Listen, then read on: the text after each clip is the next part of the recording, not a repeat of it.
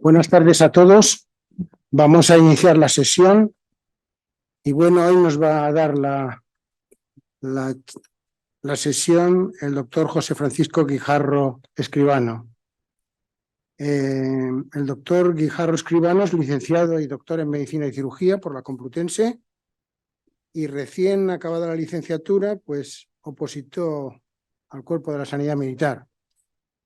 Y luego, a continuación, pues se dedicó a una especialidad que tiene un campo impresionante, que es la cirugía cardiovascular, donde se formó en el 12 de octubre y también en el Hospital Central de la Defensa Gómez Ulla. Él allí ha practicado mucha actividad asistencial que ha compatibilizado con los servicios propios del Ejército, que como me decía ahora, son también muy importantes. Se doctoró en cirugía estando de director el doctor Balibrea, que todos conocéis. Bueno, fue premio extraordinario de cirugía en el año 95 y bueno, tiene dotes docentes, le ha gustado siempre la docencia y está acreditado por la ACAP como profesor colaborador, ayudante doctor, contratado doctor y profesor doctor de universidad privada. Luego veremos que ha ejercido también la docencia en la Universidad San Pablo CEU, la Universidad de Alcalá, en la Complutense, en Francisco de Vitoria, Alfonso X el Sabio, y también en la Escuela Militar de Sanidad Militar de Madrid. Bueno, la verdad es que el currículum es impresionante, aparte de tener proyectos de investigación, por lo que he visto en los proyectos, le ha gustado siempre la cirugía experimental, ¿no? Para luego hacer esa investigación translacional al hombre, y ha hecho varios proyectos de investigación. Y también hay que destacar pues, que ha realizado estancias de formación en centros sanitarios extranjeros, concretamente en el Walter Reed Medical Center, en el área de cardiovascular en Washington, D.C., y también el Baylor College of Medicine en Houston, Texas, el departamento de cirugía, con Stanley Crawford. Y ha participado en misiones internacionales, que esta es una parte dura de la profesión militar, ¿no?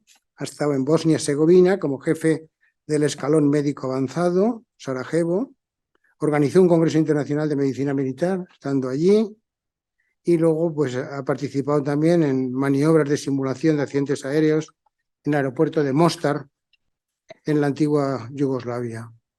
Posee varios premios de investigación, y bueno, en el año 2018 tuvo un premio de esta Real Academia de Ciencias Veterinarias de España, ¿no?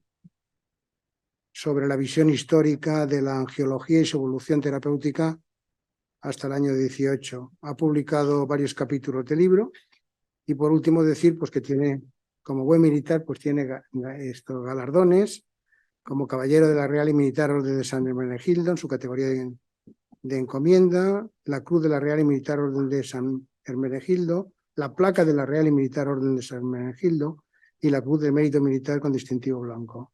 Y bueno, como consecuencia de las misiones internacionales, tiene la medalla de la OTAN, ¿no? Por su participación en las misiones de la antigua Yugoslavia. Y bueno, con esta pequeña introducción le vamos a dar la palabra. Entonces, me imagino que hablará desde el atril, ¿no? Desde el atril, ¿no? Desde el atril, sí. Perfecto. Muy bien.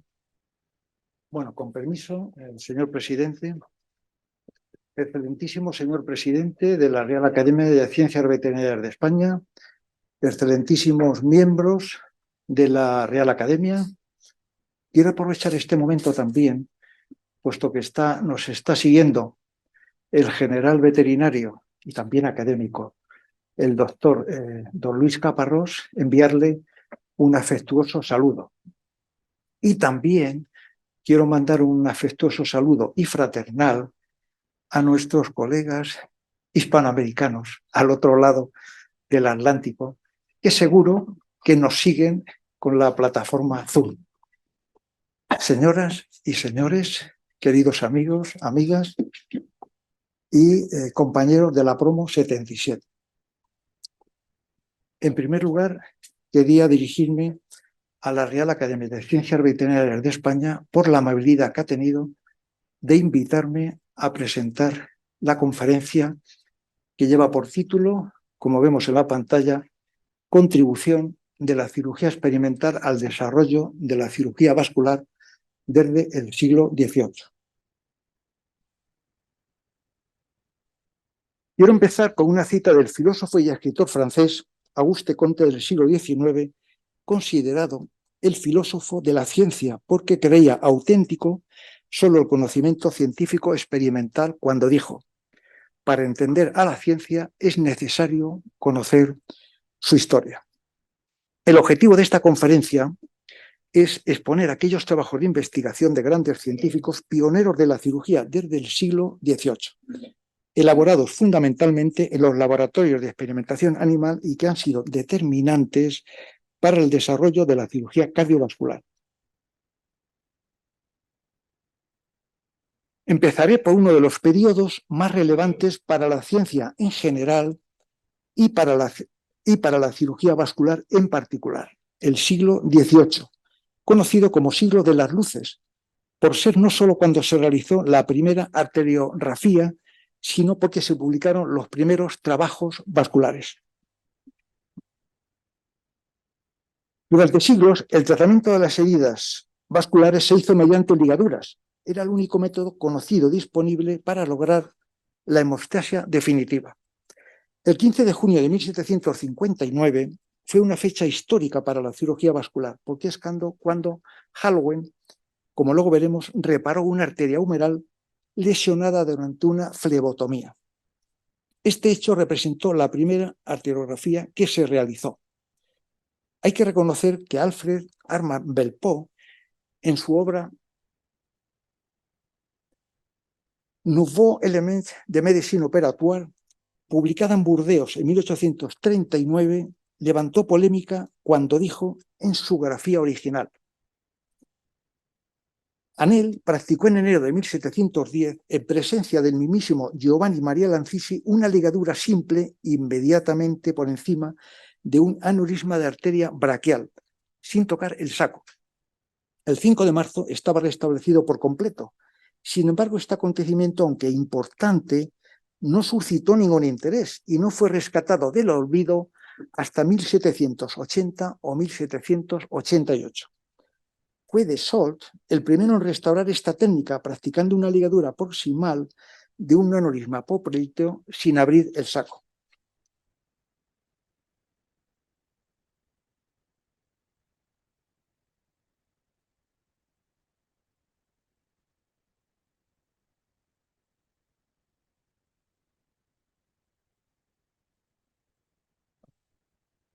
Creemos que la denominación de método moderno o método de Desault y Hunter para designar esta técnica es inapropiada y debería sustituirse por la de método de Anel, ya que fue él su auténtico inventor. ¿Merece Hunter el reconocimiento de inventor de esta técnica tan solo por realizar la ligadura 3 pulgadas más arriba que Desault? Es probable incluso que jóvenes cirujanos ingleses, que en esa época se encontraban, como ahora, en gran número por París, llevasen la idea a Londres y de esta manera a conocimiento de William Hunter. Al margen de cualquier circunstancia, hemos de dar a la ligadura alta de Hunter la importancia que merece, no tanto por la técnica en sí, que justo es reconocer pudo haber sido realizada por Dominique Anel, Ambroise Paré o el propio Antyllus siglos antes, sino por su fundamento en la experimentación en animales y en la correcta aplicación del método científico y no en la mera intuición.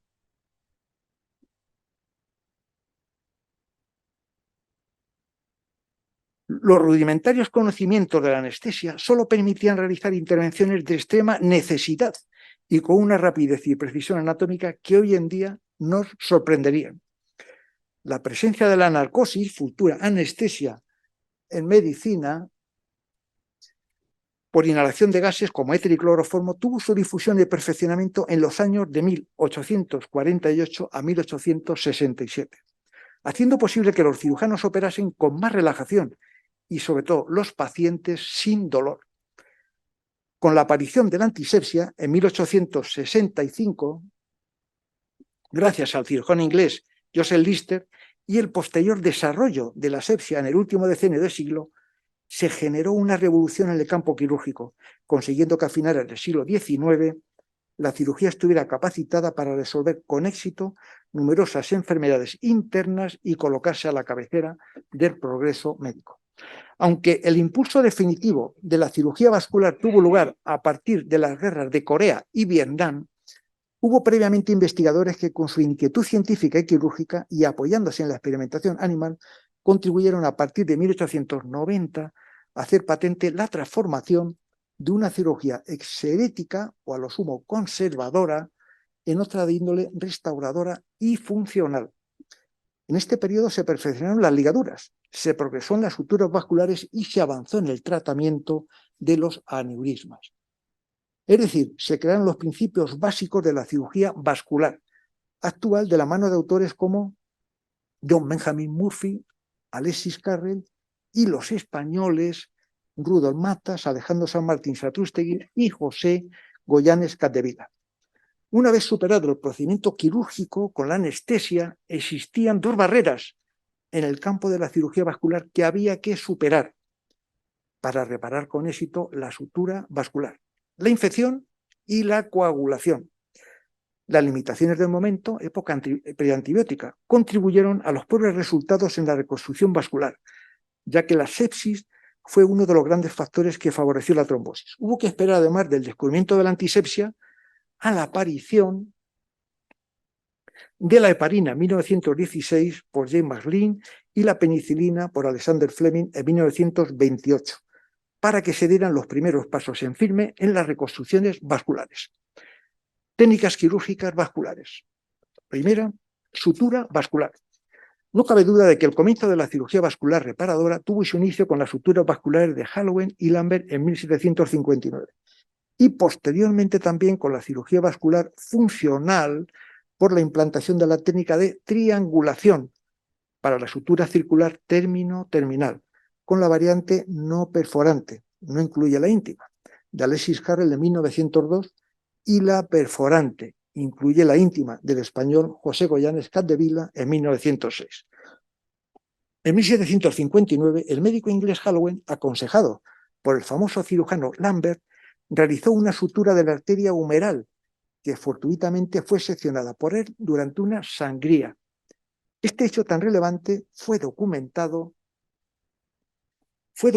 en una carta fechada el 15 de junio de 1761 de Richard Lambert a William Hunter, que decía su grafía original: a este respecto, yo esperaba que pudiera realizarse con éxito la sutura de una herida arterial, siendo preferible esta antes que la ligadura del vaso.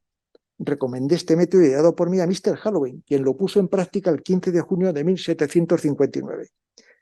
Hecha la disección de la manera habitual y descubierta la herida arterial tras aflojar el torniquete y comprobar el flujo pulsante de la misma, se pasó una aguja de acero de 1/4 de pulgada a través de los dos bordes de la herida arterial y se anudó un hilo a su alrededor, al modo del labio leporino. Esto cohibió el sangrado y salvó la vida del paciente. Esta carta, fue publicada en la revista londinense Medical Observation and Inquiries en 1762. En la carta se describe la sutura arterial practicada por Hallowell el 15 de junio de 1759. Pasó 2 ligaduras, una por encima y otra por debajo del vaso lesionado, y después, con un alfiler de acero de no más de 1/4 de pulgada de largo, atravesó los 2 labios de la herida arterial y, sosteniendo sus bordes, aplicó una sutura en forma de 8 sobre el alfiler, como vemos ahí en la figura. Este método era conocido como puntada de herrador, término veterinario, y utilizado para tratar heridas en animales. La herida dejó de sangrar y el paciente abandonó el hospital el 19 de julio, con los pulsos conservados.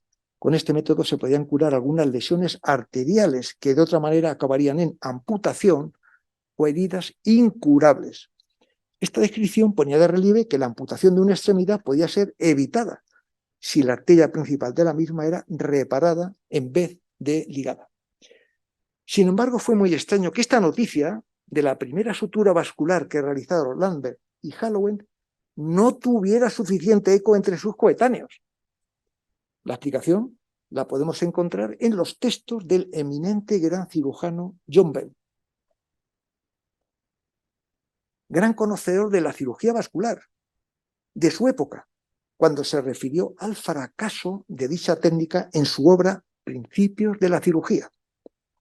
Decía así en su grafía original: confieso haber cometido la imprudencia de repetir el experimento de Mr. Lambert y Mr. Hallowell al efectuar una sutura tipo labio leporino sobre una arteria humeral lesionada. Espero que el honrado gesto de reconocer mi rotundo fracaso compense el exceso de precipitación del que pudiera culpárseme. ¿Quién se atreve a repetir el experimento? Nuestro temor a la gangrena restringe las indicaciones de esta peligrosa técnica. A pesar de que hubo defensores y detractores de la técnica de sutura de Lambert y Hallowell, el 15 de junio de 1759 se ha considerado en el mundo científico una fecha histórica, por ser la primera vez que aparece de forma escrita una sutura vascular. A pesar de ello, tuvieron que pasar más de 100 años para su reconocimiento, por las experiencias negativas de Assmann en 1773, al comprobar en 4 casos de sutura femoral en perros que 3 arterias se habían trombosado, lo que provocó el descrédito y las críticas de dicha sutura. Aún con las dificultades, la sutura vascular iniciada por Hallowell fue continuada por Rudolf Matas, cuando el 30 de marzo de 1888, en Nueva Orleans, practicó en un hombre de 28 años que presentaba un importante aneurisma de la arteria humeral una sutura vascular lateral, en una operación de resección del aneurisma llamada aneurismorrafia, restauradora o intervención de Matas. También continuaron la estela quirúrgica de Hallowell, pero en animales, otros cirujanos como Jasinowski, que en 1889 suturó las paredes arteriales sin penetrar en la íntima. Aquí lo vemos en la imagen, se respeta la íntima. Sutura sin penetrar en la íntima, sutura no penetrante. Y Doppler, que lo hacía deliberadamente con todas las capas, sutura penetrante, para evitar que se produjera la temida trombosis. En esta época, el cirujano español San Martín Satrústegui, Alejandro, señaló las posibles indicaciones de la sutura lateral arterial. Dijo en su grafía original: en realidad las suturas arteriales han nacido por el ansia disculpable y hasta noble de disimular un desliz operatorio. Luego se han aplicado a soluciones de continuidad previstas por adherencias tumorales sospechosas. Sirven hoy, además, para corregir heridas fortuitas de dichos vasos, y mañana se utilizarán, sin duda alguna, para curar los aneurismas traumáticos incipientes. En cualquier caso, el riesgo evidente de trombosis en las suturas vasculares hizo que se realizaran trabajos experimentales sobre las mismas, y así podría estudiar los mecanismos de la cicatrización por sutura. En 1889, Jasinowski llegó a la conclusión de que la causa de que se formaran trombos se debía, 1, destrucción de la íntima de los vasos causada por las pinzas tan groseras empleadas en la sutura. 2, introducción en la luz del vaso de los tejidos periadventiciales denudados por los hilos groseros empleadas en la anastomosis. En 1894, el cirujano ruso Petithoff estudió experimentalmente la sutura de las venas, haciendo suturas continuas y de puntos sueltos a través de todas las capas del vaso. Estableció que se encuentran en la luz de este, están separados de la corriente sanguínea por un pequeño trombo parietal, y que la cicatrización de la zona suturada se realiza tras la formación de una cicatriz de tejido conjuntivo. Después de estudiar las variaciones histológicas, Tijoz expuso el fundamento teórico de la sutura vascular, estableciendo que el proceso de la trombosis no lleva inevitablemente a la obliteración completa del vaso suturado. El peligro de una amplia trombogénesis en la zona de sutura vascular se evita con la aparición del trombo primario parietal, que aísla la línea de sutura del torrente sanguíneo, como si aislara una superficie irregular y coadyuva al comienzo de la regeneración endotelial. Más tarde este trombo se reabsorbe parcialmente y junto a la regeneración del endotelio tiene lugar la encapsulación de los puntos de sutura, así como su expulsión de la pared del vaso. En 1916, Weizsäcker publicó un trabajo experimental titulado Sutura y trasplante de los vasos sanguíneos, indicando que la cicatrización de la sutura vascular se debía al crecimiento activo de la íntima y no a la formación de trombos previos, como insinuaban otros investigadores, lo que se debe considerar solo como una complicación y una perturbación del proceso normal de la cicatrización de las heridas vasculares. Mathieu Boulay y Briot en 1896 introdujeron la técnica que lleva su nombre, que consistía en la anastomosis vascular con eversión de los bordes, como vemos en la imagen, de los extremos anastomosados, de tal manera que sus íntimas entraran en contacto.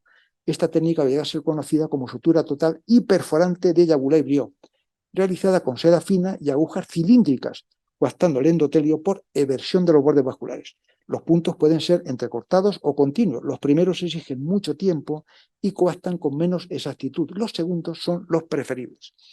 Se colocaban 3 puntos equidistantes a lo Carrel, como vemos ahí en la derecha, que al estar tensos entraban en la luz del vaso e impiden que la aguja lastime o perfore la pared opuesta del mismo, y se unían después recíprocamente con sutura continua. John Benjamin Murphy, el 7 de octubre de 1896, realizó por primera vez una sutura término-terminal de la arteria femoral seccionada durante la extirpación de un aneurisma arteriovenoso. Su metodología consistió en la unión de los 2 cabos de la arteria seccionada transversalmente, invaginando el extremo proximal dentro del extremo distal, con la ayuda de 3 o 4 ligaduras discontinuas de seda. El hilo de la ligadura proximal atravesaba solo la adventicia y muscular, como vemos ahí en la imagen, mientras que en el cabo distal atravesaba todo el grosor de la pared de dentro a fuera para anudarlo después. Para prevenir la isquemia se emplearon unas pinzas consideradas seguras, provistas de goma. Sin hablar ya de las dificultades de orden técnico que presentaba dicha sutura con las paredes del vaso, el defecto principal de este método consistía en que se estrechaba considerablemente la luz arterial en la zona de la anastomosis. Además, todas las capas arteriales del extremo central del vaso y una parte de la sutura quedaban en la luz del mismo.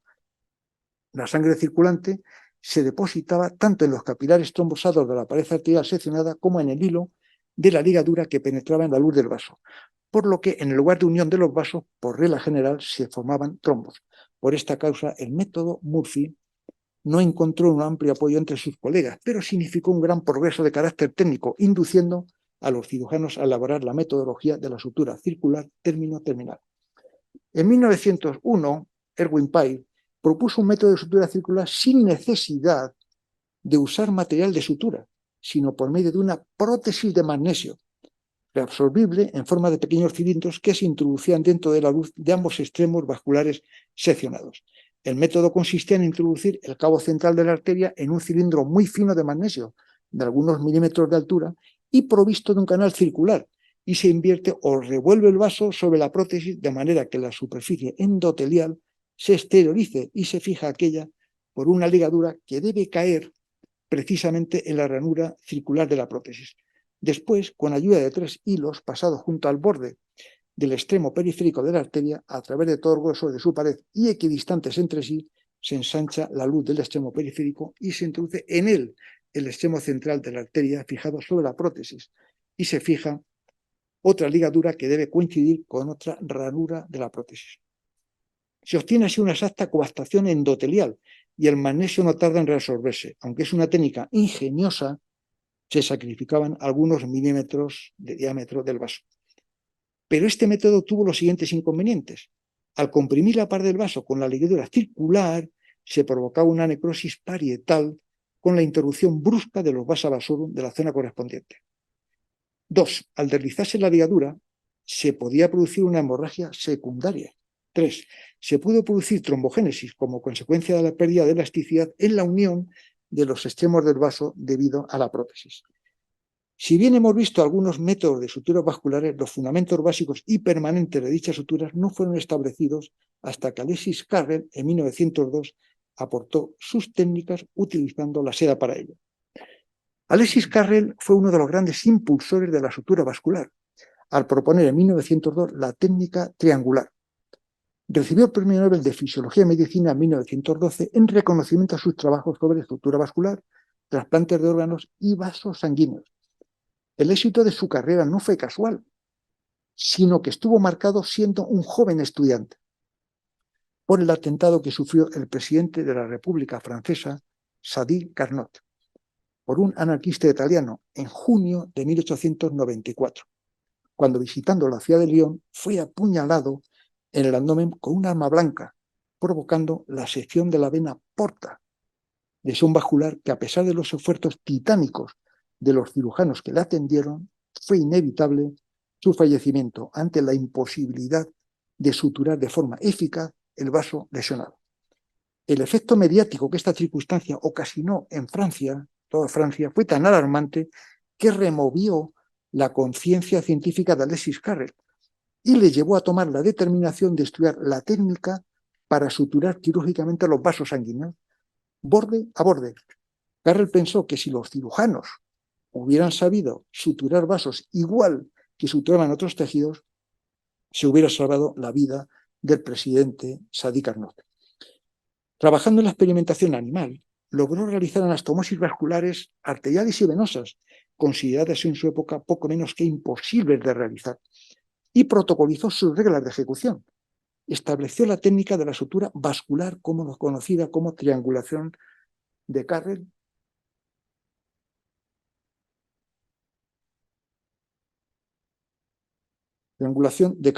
ejecutada con eversión de la pared del vaso, sutura no perforante y realizada con la distribución equitativa de las puntadas mediante la división teórica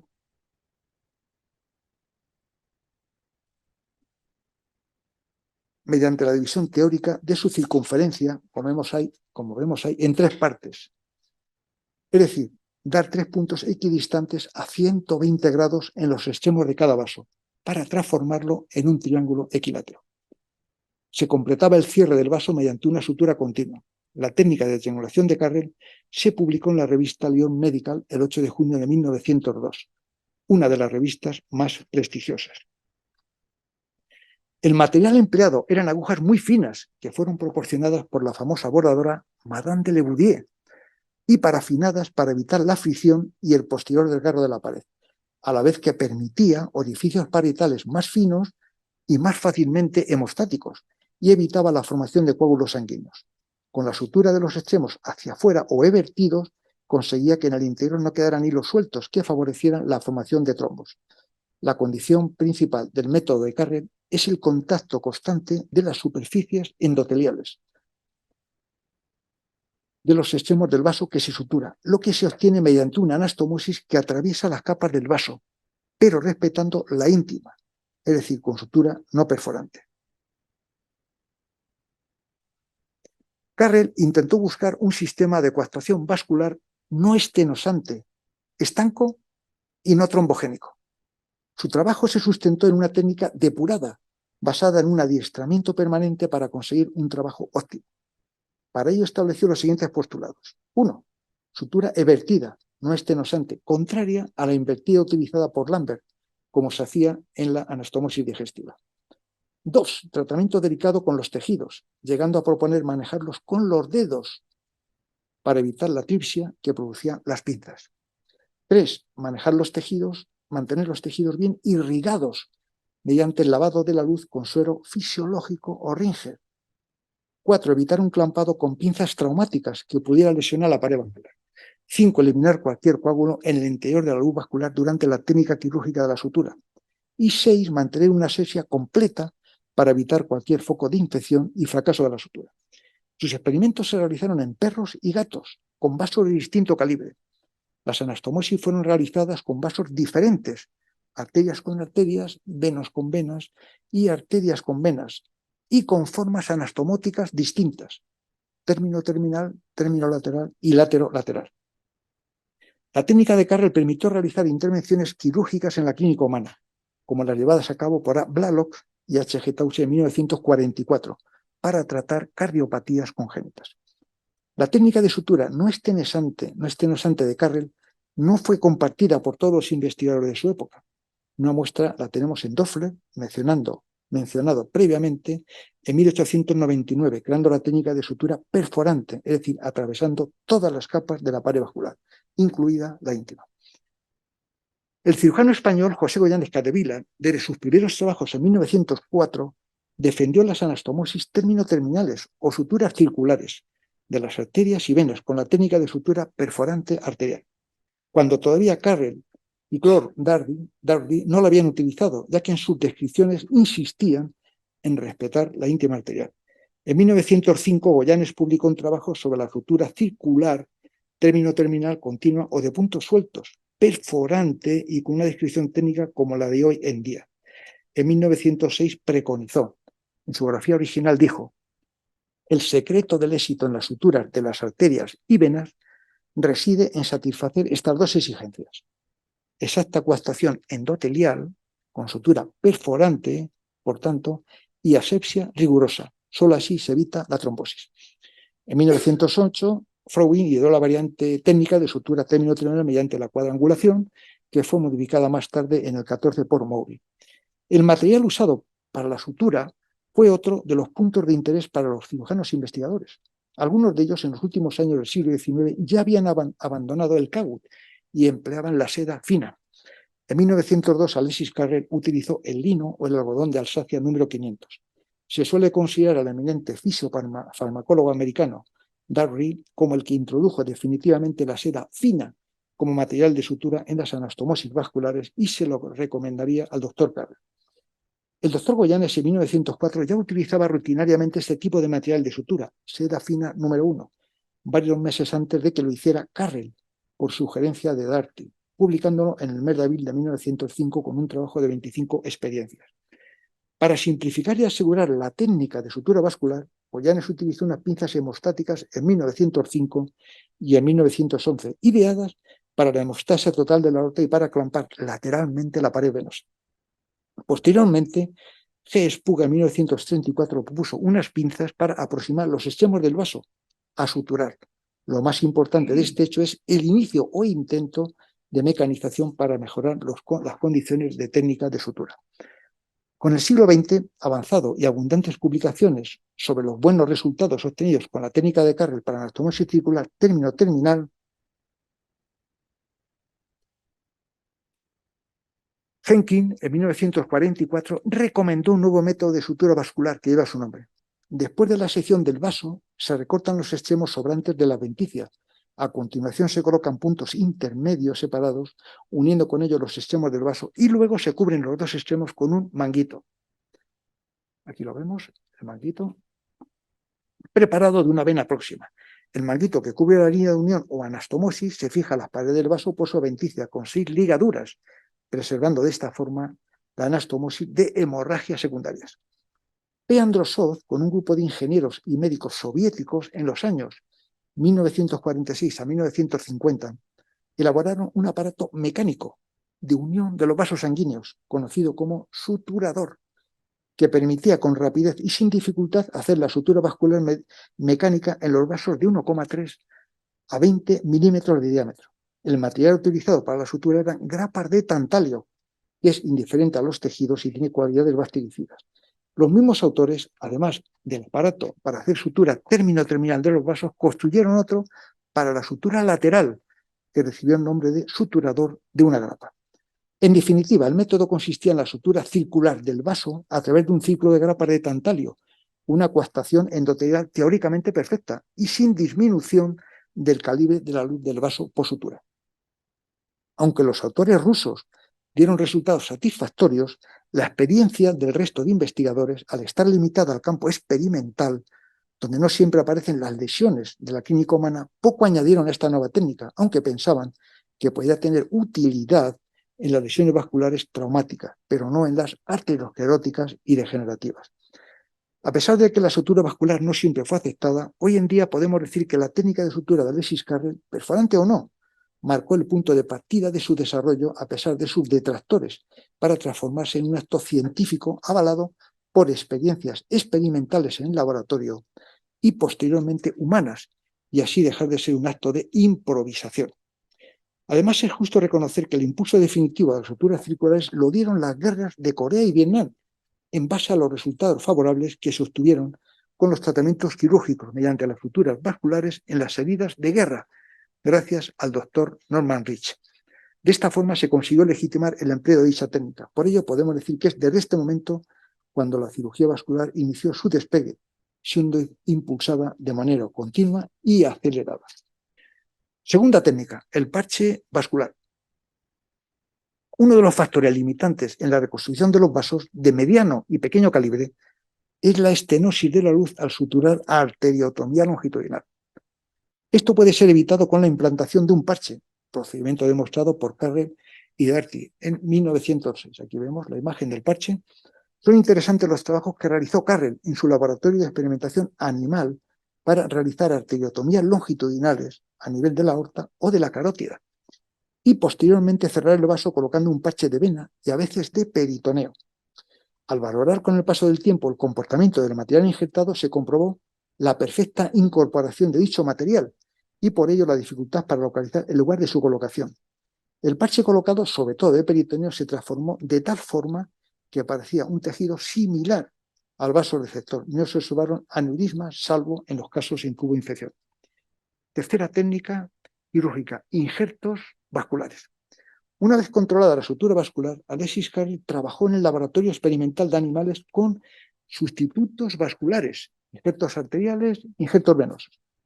Las técnicas realizadas fueron muy variadas y el objetivo era conocer las diferentes situaciones y valorar materiales obtenidos del mismo individuo de la misma o diferente especie. Carrel utilizó material fresco de aortas y carótidas de perro y gato y también conservado en frío con rudimentarias heladoras, utilizando soluciones salinas o sangre desfibrilada del animal como medio. Los injertos autólogos tuvieron unos resultados excelentes, produciéndose una buena incorporación en el tejido del animal, no apreciando cambios histológicos con el paso del tiempo.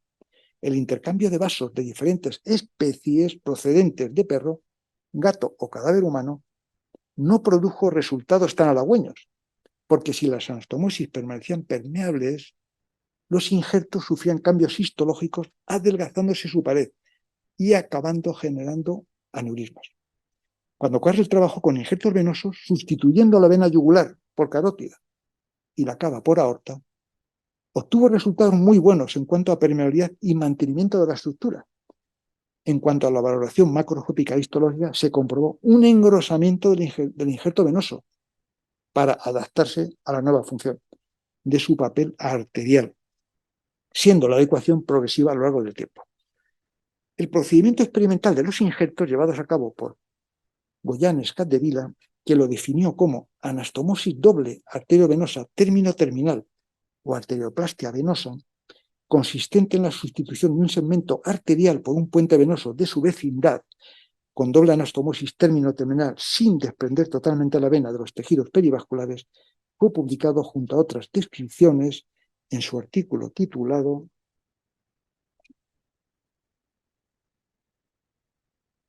sobre angioplastia, contribución al estudio experimental de la cirugía de los vasos, Revista de Medicina y Cirugía Práctica, 7 de abril de 1905. En dicho trabajo se describen técnicas experimentales de interposiciones venosas en perros en posiciones femoral, ilíaca externa y aorta abdominal. En 1906, Goyanes-Capdevila operó un aneurisma popliteo. Voy a marcarlo para que no se pierda. Aquí está el aneurisma marcado y aquí estaría el injerto venoso al que me voy a referir. Carlos Goyanes-Capdevila operó un aneurisma popliteo en la clínica humana, que tras ser excluido por ligaduras proximal y distal, movilizó la vena poplitea y la anastomosó proximalmente en la arteria femoral y distalmente a la tercera porción de poplitea. Fue el primer caso de bypass con injerto de vena publicado en la literatura mundial con resultado excelente. Esta técnica fue compartida por el cirujano alemán Erich Gesser en la ciudad de Königsberg en 1907, al operar un pseudoaneurisma de arteria axilar con la interposición de un segmento de vena safena, colocándola de forma invertida. También son relevantes las aportaciones practicadas entre 1906 y 11 con experiencia en derivaciones venosas como tratamiento de la hipertensión portal, sobre todo derivaciones entre la vena mesentérica y la cava, no siendo consideradas como opción quirúrgica de tratamiento en humanos hasta décadas después. Otra de las aportaciones interesantes que hizo Goyanes fue el diseño de clamps vasculares que permitieron el cierre de los vasos sanguíneos sin dañarlos, actuando sobre las zonas enfermas para su reparación. Siguiente técnica, trasplantes experimentales. Los resultados favorables de las suturas vasculares experimentales animaron a Alexis Carrel y a otros cirujanos a desafiar a la naturaleza al poner en práctica la cirugía de los trasplantes. Muchos fueron los tipos de trasplantes investigados por Carrel y su equipo, destacando los de riñón, glándula tiroidea, intestino y corazón. Este hecho quirúrgico fue un hito para la época, ya que provocó una revolución científica y social, y además tuvo repercusión muy importante para la sociedad en el futuro porque permitió mejorar la técnica de trasplantes y así salvar muchas vidas. El profesor Mathieu Yagulay, maestro de Carrel, llevó a cabo en 1906 el primer trasplante humano de riñón del que se tiene noticia. Para ello utilizó como donante el riñón de un cerdo, al que colocó en el brazo de un paciente con insuficiencia renal crónica, un seno injerto. El riñón funcionó aproximadamente 1 hora. Debemos tener presente que la utilización de un animal como donante era aceptable en aquel momento, sobre la base de las numerosas comunicaciones en la literatura de la época, en las que se afirmaba la viabilidad de los injertos de piel provenientes de animales. El perro fue el animal experimental más empleado por Carrel en el estudio de los trasplantes de órganos, siendo el riñón el más utilizado. La mayoría de los trasplantes fueron autólogos, extrayendo solo un riñón del animal e implantándolo en la región cervical, sirviendo el otro como control. Se anastomosaba solamente la arteria renal en la carótida y la vena renal en la yugular. Se comprobó que se mantenía la función renal y el estudio histológico no presentó alteraciones. Los resultados fueron diferentes cuando los injertos procedían de otros animales, porque los riñones sufrían fibrosis. Interesantes fueron las experiencias llevadas a cabo en el gato, con la implantación de los 2 riñones, pedículos, aorta, vena cava, vías urinarias y la cúpula renal en otro gato, comprobando la aparición de nefritis a medio plazo que provocaba la muerte de los animales. Pensemos en el rechazo. En esta imagen, resaltar el trasplante de un riñón, veis aquí en las ilíacas, y a la derecha, aquí se ve un trasplante de los 2 riñones, anastomosando los vasos renales a la aorta y a la cava. También el doctor Carrel se atrevió, junto a Claude Darcy, a realizar trasplantes de extremidades entre animales. Este hecho fue tan novedoso para la época que tuvo defensores y detractores con críticas muy feroces. Estos experimentos consistían en trasplantar patas de un animal a otro de tamaño parecido de distinta raza. Se sacrificaba a un animal y se le extirpaba una pata, siendo lavados vasos sanguíneos con perfusión de Ringer, para que posteriormente se reimplantara en otro animal, al que previamente se le había amputado la pata. Se fijan los huesos, se suturan las arterias y venas y se reparan los nervios, músculos, tendones, aponeursis y piel. La evolución fue favorable en muchos casos, con algunos edemas y necrosis de la piel. Estos fueron los primeros pasos para los actuales reimplantes y trasplantes de miembros en humanos. Esta fotografía se la debemos al doctor Alexis Carrel. Siguiente técnica. El bypass. A Jane Cullen se debe el mérito de haber introducido el principio de bypass, 1948. Su técnica consistió en un zoom paralelo a la arteria ocluida, usando la inversión del puente venoso a injertar y la anastomosis terminolateral. En resumen, el resumen del primer caso tratado por Cullen en 1948 dice así en su biografía original. Nuestro primer injerto fue implantado en un paciente con severa enfermedad oclusiva, con 54 años, y que había dejado de trabajar hacía 1 año. El paciente siguió sufriendo intenso dolor, edema y úlceras gangrenosas en el dorso del pie izquierdo.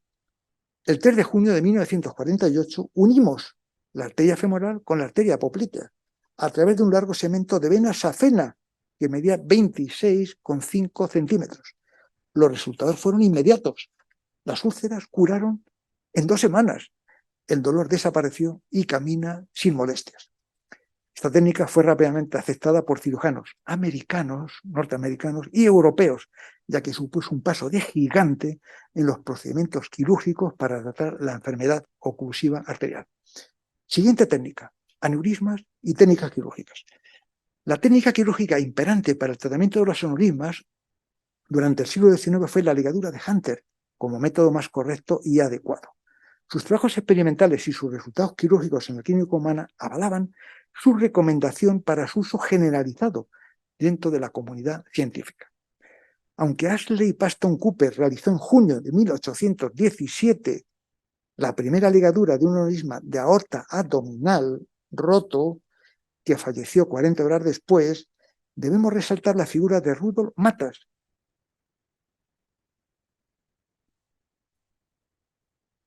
responsable de la técnica conocida como endoaneurismorrafia, realizada por primera vez el 30 de marzo de 1888, como hemos mencionado, y consistente en la ligadura interna del aneurisma y cuyos principios básicos continúan vigentes en la actualidad. Rudolf Matas adquirió mucha relevancia en el campo de la cirugía vascular, ya que realizó prácticas experimentales, utilizando animales y cadáveres humanos con el fin de desarrollar y perfeccionar sus técnicas. Rudolf Matas, en marzo de 1888, trató en el Charity Hospital al joven paciente afroamericano que ya he mencionado, Manuel Harris, de 26 años, que presentaba a nivel del brazo izquierdo una tumoración que Matas diagnosticó como aneurisma. El paciente había sufrido un accidente de caza por arma de fuego 2 meses antes, cuando se encontraba cazando conejos, y la tumoración fue aumentando con el tiempo. No le aplicó los tratamientos de la época, como era la amputación, por su juventud y por ser paracero en la plantación donde trabajaba. Se decidió por aplicar la técnica de la ligadura proximal y distal. En el posoperatorio detectó la persistencia del latido del saco. Entonces pensó en extirpar el aneurisma. Al abrirlo, encontró una gran fibrosis que adhería las paredes del saco a los tejidos circundantes y que ponía en peligro el nervio mediano. Entonces Rudolf Matas hizo lo siguiente. Él dijo, en su grafía original dijo, instintivamente se me ocurrió que la manera más rápida de asegurar una hemostasia permanente sin dañar estructuras importantes era cerrar todo orificio visible desde dentro del saco mediante una sutura continua. Matas lanzó una pregunta a sus colegas. ¿En qué medida es esta operación superior en sus resultados a las intervenciones clásicas? Y él mismo se respondió. Primero, en la simplicidad de su técnica, que reduce el trauma quirúrgico al mínimo posible.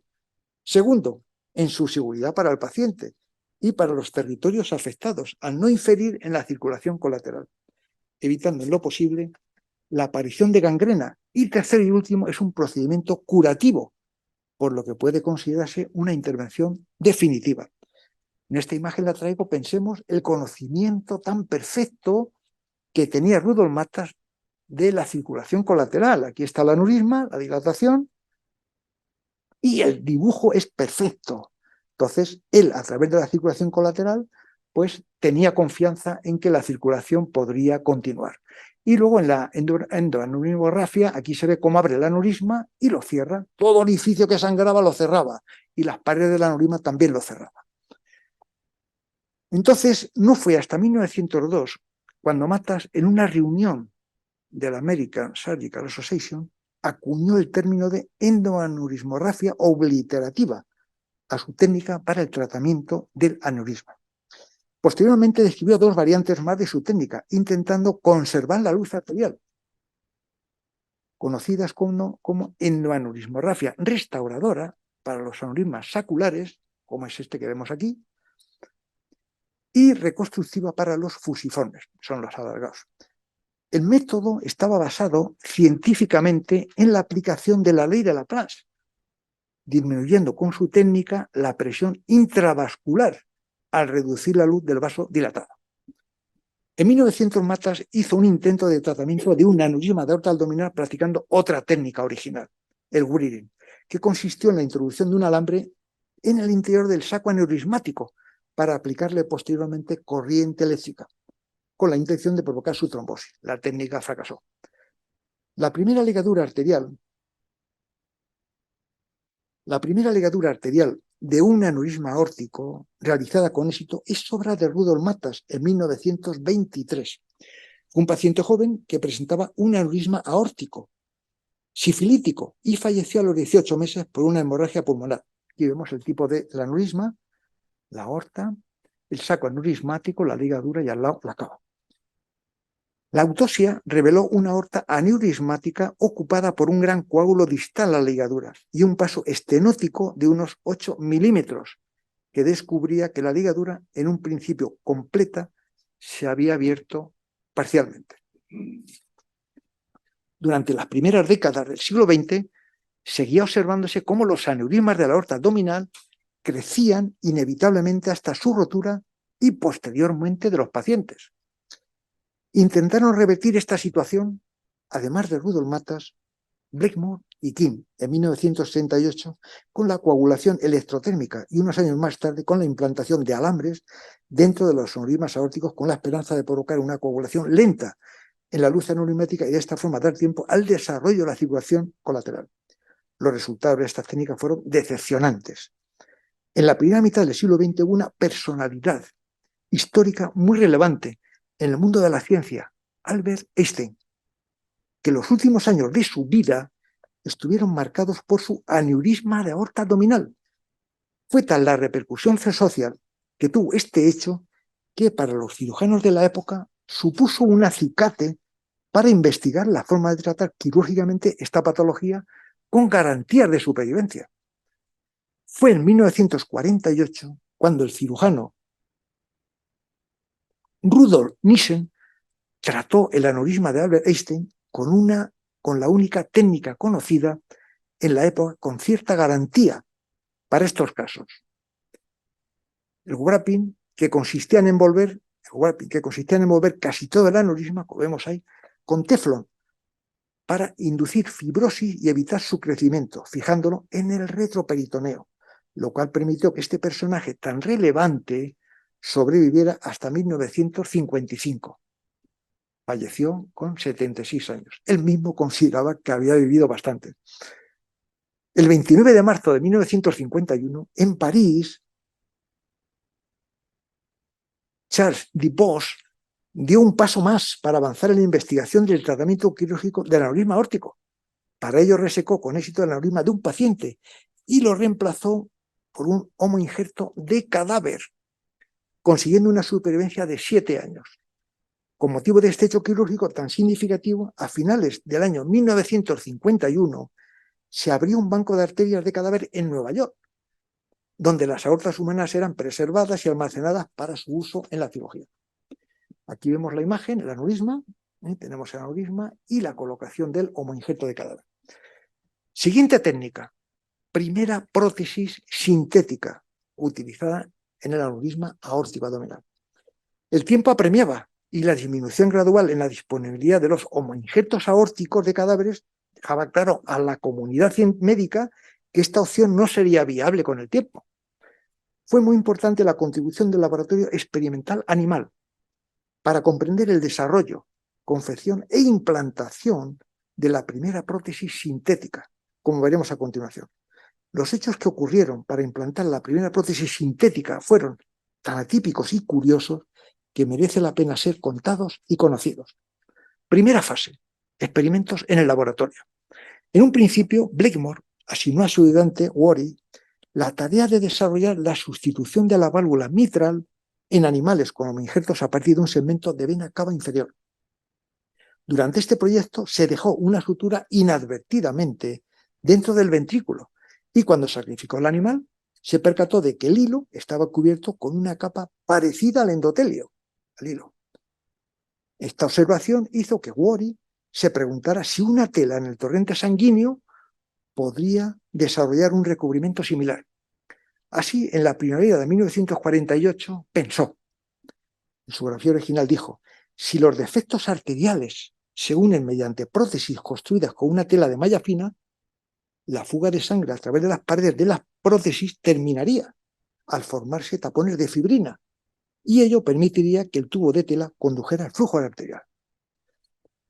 Cuando Worry presentó a su jefe, al doctor Blakemore, ese concepto y la idea de usar prótesis de tela, este rápidamente apreció sus posibilidades y le animó a continuar. Entonces Worry fabricó un tubo de tela con un pañuelo de seda de su mujer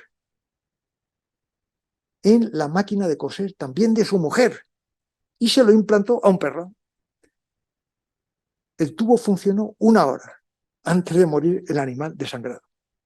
Siguió con sus trabajos e implantó en 6 perros tela de paracaídas de nylon como prótesis aórtica. Un perro sobrevivió 1 mes y durante la autopsia confirmó que el injerto estaba permeable. Worry escribió: la tela tenía que ser fuerte, inerte, estable, de la porosidad correcta, flexible y aún así atravesado fácilmente por una aguja fina. En 1950, Worry en Nueva York, en el Hospital Presbiteriano, continuó su trabajo experimental con injertos vasculares en el laboratorio del Dr. Blakemore, su jefe. Allí conoció a James Wallace Blatt Jr., residente de traumatología, que estaba trabajando en un proyecto de tendón sintético, y fue quien le sugirió que la tela Pinion podía ser ideal para sus necesidades. El Pinion era un material de poco valor comercial, pues era demasiado inerte para teñirse, pero la fibra sintética cumplía con los criterios que había señalado Worry. Usando Pinion, Worry diseñó una variedad de prótesis tubulares en la máquina de coser de su esposa y las implantó en las aortas abdominales de los perros. Los extremos de los injertos se volvieron hacia atrás, al modo de puño francés, para minimizar el deshilachado, y las anastomosis se realizaron con suturas de sena continuas. A finales de 1950 las había implantado en 30 perros, de los cuales 3/4 sobrevivieron hasta la posterior extracción y examen del injerto. Esta es una imagen muy tierna entre Worry y uno de los perros. Segunda fase, implantación en humanos de la primera prótesis sintética. En 1953 fue un año histórico porque se implantó por primera vez una prótesis sintética en la aorta de un ser humano, en el Columbia Presbyterian Medical Center de Nueva York. Los hechos ocurrieron de la siguiente forma.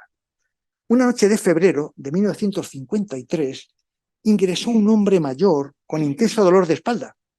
Presentaba una masa abdominal pulsátil e hipotensión arterial. El diagnóstico era obvio: aneurisma aórtico abdominal roto. El doctor Worry, supervisado por su jefe, el doctor Blakemore, pasó al paciente a la sala de operaciones en apenas 30 minutos. Una enfermera dijo: tengo malas noticias. El banco de aortas acaba de llamar y no hay ninguna disponible en la ciudad de Nueva York. El doctor Blakemore, con su habitual calma, dijo: bueno, tendremos que hacer una propia. Warner y su residente Levy se quitaron los guantes y se fueron a confeccionar un injerto bifurcado en el laboratorio. Las prótesis insertadas en los animales de experimentación eran todas rectas. Como no había disponible un injerto aórtico de reemplazamiento, la alternativa fue emplear una prótesis bifurcada de Pinion, que lógicamente fue esterilizada momentos antes de su implante. Una vez anastomosada la prótesis, retiraron las pinzas distales, permitiendo que la sangre llenara el injerto. Cuando se retiraron todas las pinzas, había sangre que emanaba de todas partes, excepto del injerto. Era la primera vez que se usaba un injerto sintético para reemplazar la aorta humana. El paciente vivió solo 12 horas después de la operación. Murió por coagulopatía y shock. La autopsia confirmó que la prótesis estaba permeable. Este hecho me recordó la famosa frase que pronunció Neil Armstrong cuando, parafraseando, dijo: esto fue un pequeño paso en el quirófano, pero un gran paso para la humanidad. 3 semanas después, animados por esa experiencia, Worry y Levy ayudaron nuevamente al doctor Blakemore a insertar, esta vez de manera electiva, otro injerto de Pinion en un paciente con un aneurisma aórtico abdominal. El Pinion dio paso a fibras con propiedades físicas más favorables. A partir de entonces se probaron distintos materiales, Orlon, Dacron, Teflon, etc., para finalmente elegir el Dacron en 1954. En los años siguientes, Michael DeBake y su equipo implantaron más de 1000 de estas prótesis con un 90% de éxito precoz. Aquí vemos el aneurisma, la resección y la colocación de la prótesis sintética. Y por último, la última técnica, cirugía endovascular. El paso definitivo para tratar los aneurismas aórticos lo dio Juan Carlos Parodi, cirujano argentino, cuando en 1990 utilizó por primera vez la cirugía endovascular. cirugía mínimamente invasiva. El desarrollo de la experiencia con el uso creciente de stent para tratar lesiones obstructivas de las arterias llevó a Parodi a proponer el uso de un stent cubierto con una envoltura de tejido para tratar la dilatación aórtica. Después de un estudio con animales, realizó con éxito la primera intervención en 1990 en un hombre de 70 años con un aneurisma aórtico abdominal ilíaco inoperable por insuficiencia respiratoria. La clave del éxito de la cirugía endovascular es la posibilidad de su desarrollo y aplicación de una manera mínimamente invasiva, que permite menor agresión quirúrgica y, sobre todo, la aplicación en pacientes ancianos o de alto riesgo, con gran éxito y eficacia. Aquí vemos el aneurisma, cómo se coloca, se navega por los femorales, se introduce la prótesis, aquí esa prótesis se coloca, se hacen medidas, se coloca y aquí ya se fija, ya queda fijada la prótesis. Y finalmente me van a permitir que me despida con un corolario.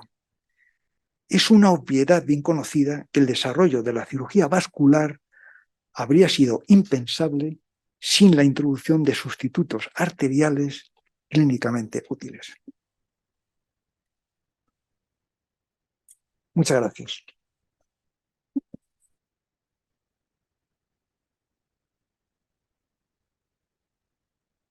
Muy bien, muchísimas gracias por la presentación, que ha sido realmente muy amena. Entonces, como cualquier presentación en esta Real Academia, pues se abre discusión. Muy bien.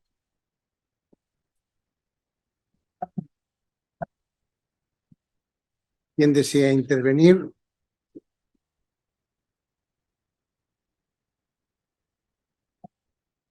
El micrófono. Señor presidente, soy el doctor Caparrós. Fernández Caparrós, parece ser que quiere intervenir, ¿no? Muchas gracias, presidente. Sí.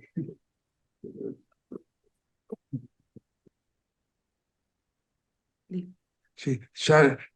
Saludos a todos mis profesores de la Real Academia de Ciencias Veterinarias de España, porque se han preocupado mucho de mi salud, prácticamente todos.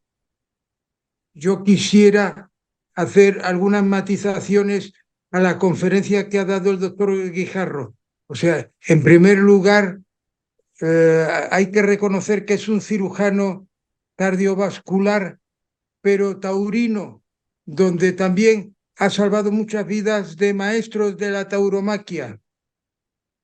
Y en segundo lugar, yo le conocí trabajando todos los días en el pabellón de medicina y cirugía experimental del Hospital Central de la Defensa sobre anastomosis de las arterias mesentéricas.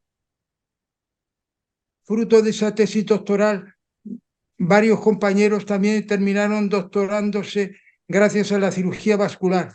Tengo que reconocer que en la Universidad de Navarra, donde yo estudié en la Facultad de Medicina, también publicaron un librito sobre microcirugía vascular, y no puedo obviar el pabellón de medicina y cirugía experimental de mínimamente invasiva del doctor Usón Gargallo, donde también se daban cursos de microcirugía. Mi pregunta es la siguiente. Vamos a ver, los cirujanos utilizábamos mucho el Ringer y el suero fisiológico de forma generosa para evitar las trombosis que ha apuntado el doctor Guijarro. ¿Podría ampliar un poquito más cuándo se comenzó a utilizar de forma profusa y generosa el suero fisiológico y el Ringer lactanto, doctor Guijarro? Muchísimas gracias, presidente. Muchas gracias, doctor Caparrós, por su pregunta y, bueno, por el interés que ha mostrado por las soluciones, igual que yo también lo mostré cuando hice la recopilación de los datos experimentales. Me llamó la atención que Alexis Carrel utilizara la solución fisiológica y el Ringer. Entonces, esa llamada de atención pues me llevó a la curiosidad de saber a qué se debía estas soluciones, cuándo se habían creado, cuánto tiempo se conocían, porque yo en el laboratorio experimental de animales yo utilizaba también el suero fisiológico, sobre todo el suero fisiológico. Yo tenía mi jeringa, la cánula, y lo utilizaba para lavar estas arterias que iba a suturar. Y en la clínica humana igual. Yo lo utilizaba perfectamente porque me tenía que asegurar, conocía bien el protocolo de Carrel y me tenía que asegurar para evitar las trombosis, que es uno de los enemigos que tenemos los cardiovasculares.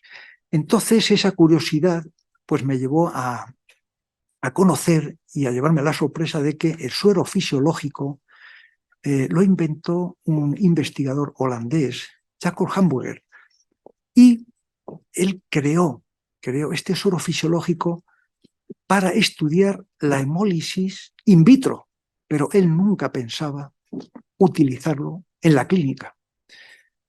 Y por otro lado, el rigelactato, que yo lo he utilizado menos, pero todos conocemos el uso que tiene. El rigelactato se debe a un médico británico.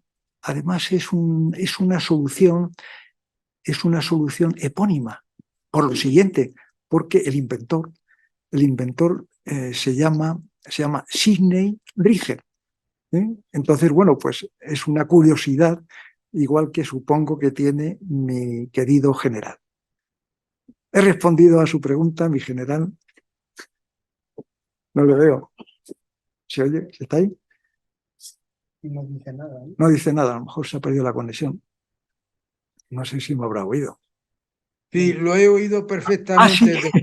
doctor Jiménez. He oído las explicaciones del doctor Guijarro. Sí, nosotros los cirujanos efectivamente utilizábamos generosamente el suero fisiológico y el Rigel para evitar la formación de trombos.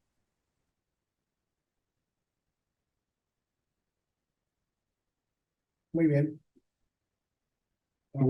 ¿Algunos más de los presentes quiere intervenir? Doctor Tarazona. Gracias. Muchísimas gracias por la conferencia. Magnífica, por supuesto. Quería hacerle una pregunta y un comentario. Muchos de los avances que ha expuesto durante la conferencia están basados en la posibilidad de hacer experimentación animal. Por cuestiones de bienestar animal, cada vez se están restringiendo bastante más las posibilidades con una buena lógica en algunos casos, pero que también entra dentro de una evaluación de cuáles son los beneficios o las consecuencias. Entonces quería saber si tiene algún comentario en relación con la posibilidad de seguir haciendo experimentación animal en su área de trabajo. Muchísimas gracias. Bueno, efectivamente, a mí me cogió la experimentación animal en una época todavía dorada, que se podía trabajar. Pero ya de todas formas se veían horizontes negros que venían a la hora de manejar los animales. Y por supuesto Alexis Carrel, todo lo que hizo hoy sería impensable. Entonces, claro, la cirugía cardiovascular tiene que seguir evolucionando.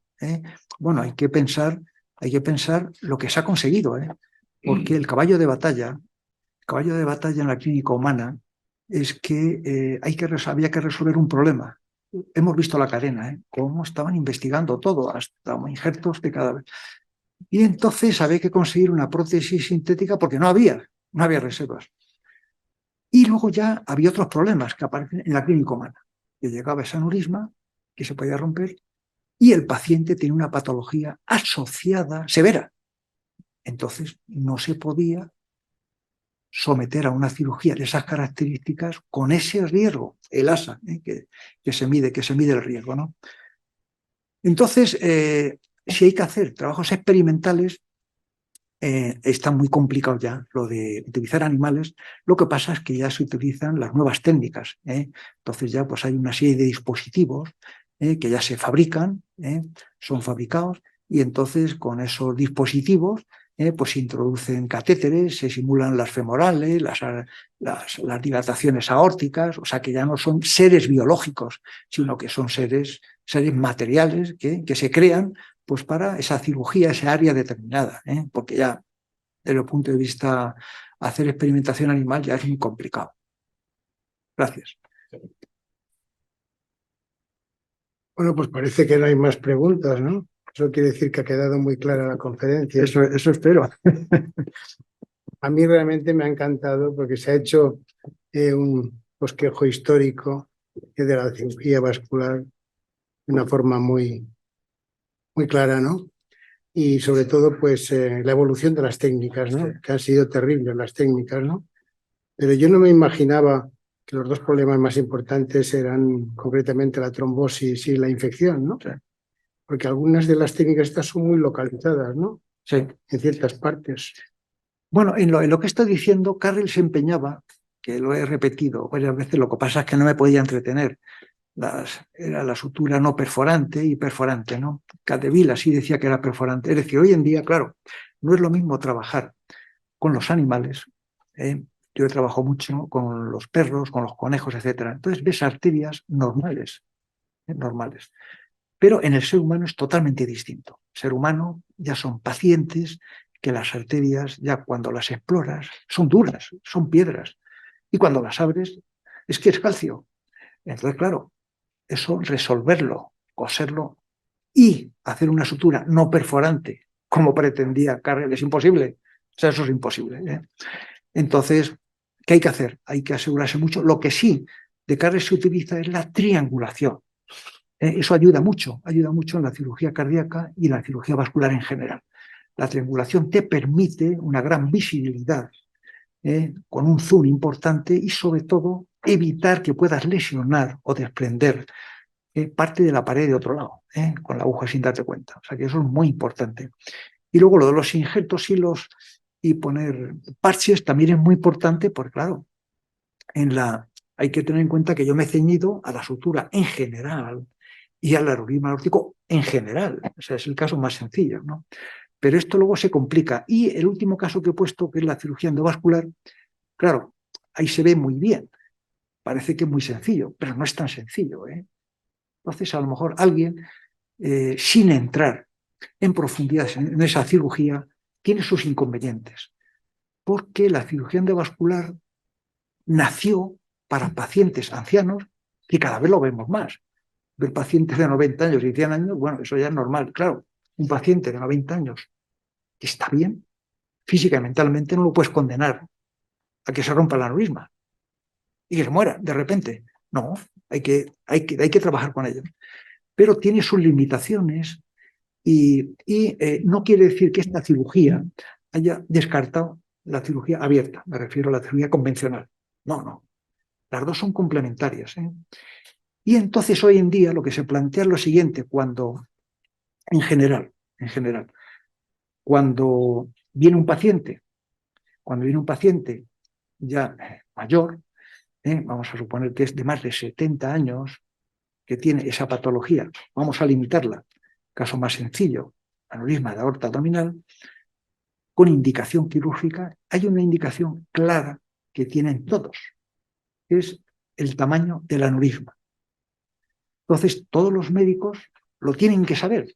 ¿Por qué? Porque se puede diagnosticar con una ecografía, que es incruenta, es muy barata y muy rápida.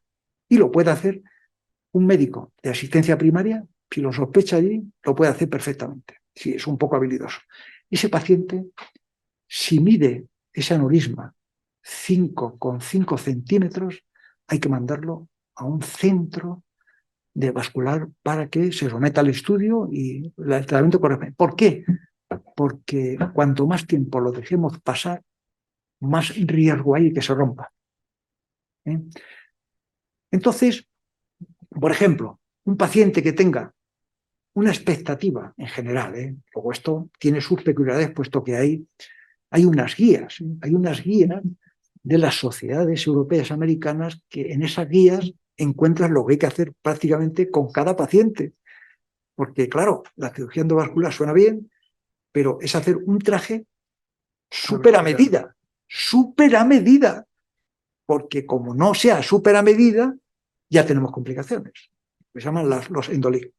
Entonces, en general, dos conceptos para que lo puedan entender por la audiencia tan variada, es un paciente con expectativa de vida que tenga una morfología anatómica vascular de la zona aorta abdominal ilíacas aceptable, y que tenga un riesgo quirúrgico normal, de tipo 1, tipo 2, ASA, a este paciente se le puede recomendar la cirugía convencional.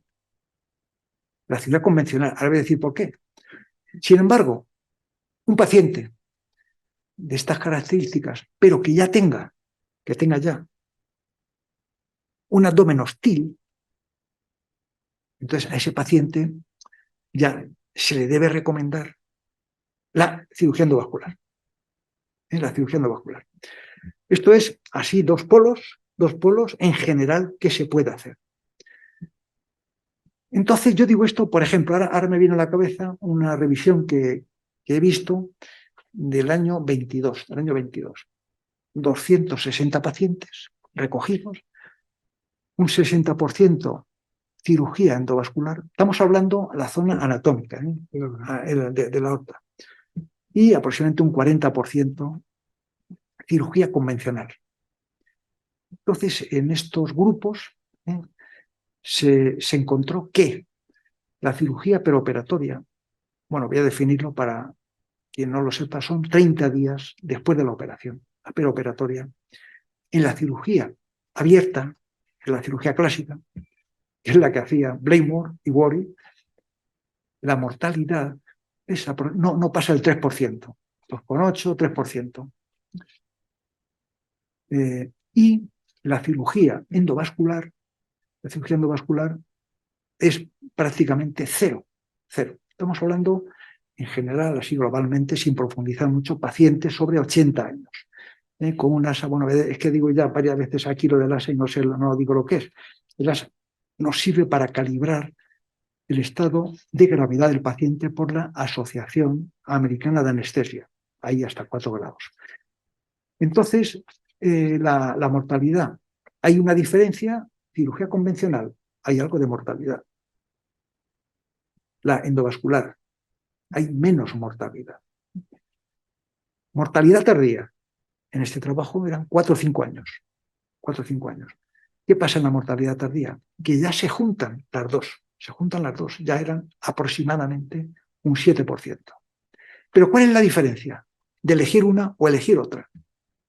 Que la cirugía convencional clásica tiene menos reintervenciones que la cirugía endovascular.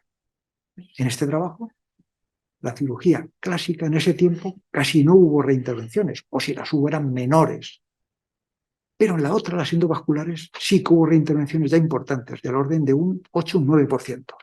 De ahí que hay que saber elegir muy bien la técnica que se va a utilizar. Pues claro, si tú a un paciente le dices, si te haces esta cirugía, pasado mañana estás en tu casa, no vas a tener dolor, Pues quiero esa. Pero el paciente no sabe las complicaciones. Entonces, el cirujano es el que tiene la responsabilidad de explicarlo, pero más que decir que elija el paciente va a elegir lo que mejor le parece. Pero el cirujano es el que tiene que aconsejarle la técnica que va a hacer. Tiene que aconsejarle, porque el paciente no sabe. Entonces hay que guiarle, porque el paciente puede estar confundido. A lo mejor ha mirado por internet, ha mirado por ahí y está confundido. Entonces, bueno, no quiero entrar en más, no quiero seguir más, para no cansarles, señor presidente. Entonces, bueno. Pero ha sido interesante la conferencia, habida cuenta de que se han visto muchos fracasos a lo largo de la historia. ¿No? Y cuando Bell dice que está arrepentido de utilizar esta técnica, dice, sí. Hay que ver, ¿no? Cómo se pronunciaban, Pero además es que no tenían pudor, O sea, es que se tiraban los trastos unos a otros, O sea, increíble, ¿Cómo es? Yo tenía una pregunta. Normalmente los dos, o sea, tanto la cirugía cardiovascular normal como la endoplastia esta, ¿hay que tomar toda la vida anticoagulantes o no? No, o sea, normalmente tomando antiagregación, pues el paciente puede aspirina, por ejemplo, aspirina. Sí, aspirina, sin ningún problema. Con eso puedes proteger que se formen trombos. Pues claro, es que la protección Pues Claro, claro, tienes más incidencia, ¿no? A la formación de trombos. sí, lo que pasa es una cosa, es que, vamos a ver, en la anatomía cardiovascular no hay que ceñirse solamente a una zona. En ese momento hay que resolver esa zona. Pero hay patologías a distancia también, que no se deben abandonar. O sea que a lo mejor hay úlceras en otro lado, úlceras de la pared vascular. Y esas úlceras pueden producir agregación plaquetaria y embolizaciones. O pueden ser origen de disecciones. Eso O sea que uno no puede decir, bueno, yo solamente me ocupo de la aorta abdominal. No, no. ¿Y las carótidas? Claro, aquí no lo hemos hablado, pero son pacientes que cuando se hace la historia clínica llevan patologías asociadas, renales, cardíacas, carótidas, etc. O sea, entonces, eso es lo que hay que valorar. Globalmente, hay que hacer una evaluación global del paciente. Otra cosa, cuando estás en un vaso, el estiramiento del vaso origina la liberación de sustancias activas. De manera que el cirujano tiene que tener mucho cuidado en no hacer un estiramiento.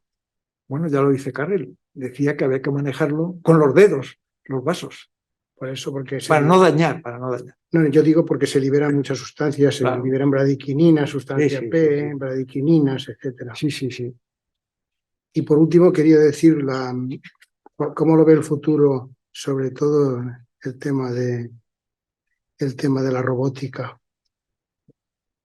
Bueno, hombre, la robótica en cirugía Vascular. cardiovascular, pues está un poco complicado. Está un poco complicado, de momento. De momento está un poco complicado. O sea que se empezará a hacer para cirugías menores, pero para las grandes cirugías no. ¿Por qué? Porque es que el problema, cuando uno hace una cirugía mínimamente invasiva en el quirófano, hay que estar preparado, pues hay que revertir. O sea, y esa reversión la tiene que hacer el mismo equipo. Y hay que hacerlo rápidamente. Pues claro, el paciente está sangrando tal, y entonces la cosa se complica. Pensando sobre todo en pacientes que tengan otras patologías asociadas. Entonces, la robótica pues, tiene sus limitaciones de momento, para ese campo. Y la inteligencia artificial, lógicamente, pues nos ayudará ayudar a analizar lo que ha ocurrido durante los últimos años, ¿no? Claro, pero es que pasa otra cosa. Vamos a ver, pasa otra cosa en estos campos quirúrgicos, ¿no? Que, claro, como aparecen técnicas nuevas, eso quiere decir que esas técnicas nuevas que aparecen y se desarrollan es en detrimento de las clásicas. Pero las clásicas no se pueden abandonar. Entonces, ¿qué ocurre? Que habrá cirujanos que manejen una técnica y la otra no. Y eso es un grave problema. Pues claro, si tú haces una cirugía endovascular y hay que revertir, ¿qué haces? Te vas y le dejas a otro que haga la técnica convencional. Eso no puede ser. Claro. Eso plantea un problema. Entonces, hay que tener una formación muy global, hay que estar muy bien preparado. Y claro, esto sobre todo hay que pensar en el paciente. O sea, que el paciente ya, cuando se someta a una intervención de este tipo, tiene que saber en qué centro se hace esa cirugía, con los mejores resultados. Y no solamente el equipo quirúrgico, sino incluso el cirujano. Yo creo que con el tiempo a cada cirujano se le va a exigir un código. Efectivamente. Claro, porque no sabes ese cirujano lo que ha hecho. Si lleva 6 meses sin practicar o un año, lo metes ahí a operar, entonces el primer toro que salga, ¿qué hacer con él? Claro, ese es el problema. O sea, que eso, pues claro, es complicado esto, y eso, bueno, está ahí en la mesa. Poca gente se atreve a sacarlo, porque le puede tocar a él, pero es un problema. Yo como cirujano y como médico, pues yo veo es un problema. O sea, hay muchas técnicas que me parecen muy bien, pero hay que organizarse muy bien con las técnicas, porque al paciente le tienes que ofrecer el mejor cartel que tengas. Y luego la práctica diaria, ¿no? Y eso, y la práctica y todo es fundamental. Los dedos hay que tenerlos ágiles. Los dedos, los reflejos y hay que tener buena preparación física y mental.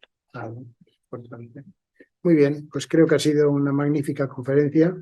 Estamos satisfechos y esta Real Academia pues le felicita y le va a entregar también un diploma de reconocimiento. Muchas gracias.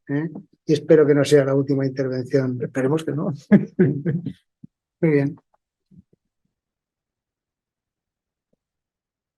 Pues dice la Real Academia de Ciencias Veterinarias de España otorga al presidente diploma de reconocimiento al doctor José Francisco Guijarro Escribano por su intervención en la sesión celebrada el día de hoy con la conferencia titulada Contribución de la cirugía experimental al desarrollo de la cirugía vascular desde el siglo XVIII.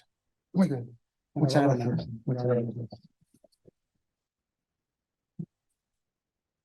Gracias. Muy bien, pues se levanta la sesión. Muchísimas gracias por su asistencia. Vamos a hacer una foto. Bueno, Vamos a hacer una foto. vamos a hacer una foto. Gracias.